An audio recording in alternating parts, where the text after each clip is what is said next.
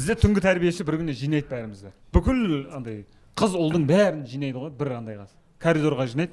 Былайынан ұлдар тұр, былайынан қыздар тұр, армия сияқты. Ана тәрбиеші ортада жүр. Бүгінгі тақыры бір бәле деген сияқты сөйтіп, бүгін, короче, туалетке біреу сыртына сиіп қойған.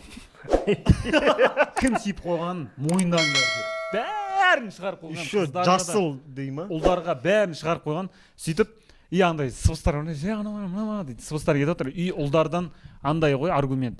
Біз көздей аламыз ғой, қай жерге сия алатынымызды. Жақсы аргумент негізі.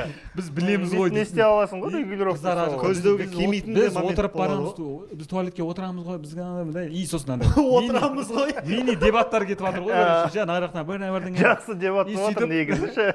Аргументтерін андай күшті, әркім өзін ақтап жатыр. Типа қыздар емес деп ақтап жатыр да. Үндемей тұрсаң, типа сенсің. Бір жігіт алдыға бір қадам жасайды да.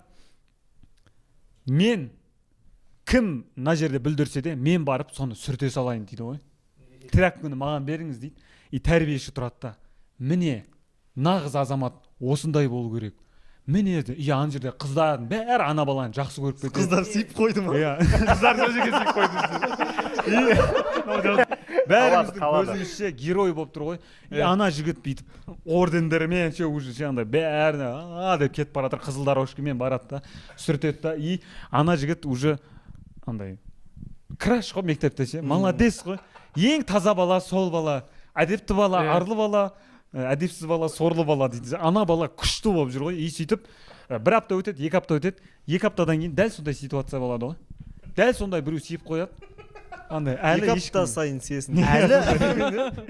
Дәл сондай ситуация болады. Бәрі сөйтіп жинап алған, дәл сондай ұрысып жатыр, дебат келеді. Ана сыртынан бірдеңе етіп жатыр. И менде андай идея келеді ғой. Осы жолға мен краш болайын. Мен звезда болайын да. Менде анамның берген тәрбиесі бар. Мен де жақсы баламын негізі деп. Сөйтіп алдыға бір қадам жасап, мен деп жатқан кезде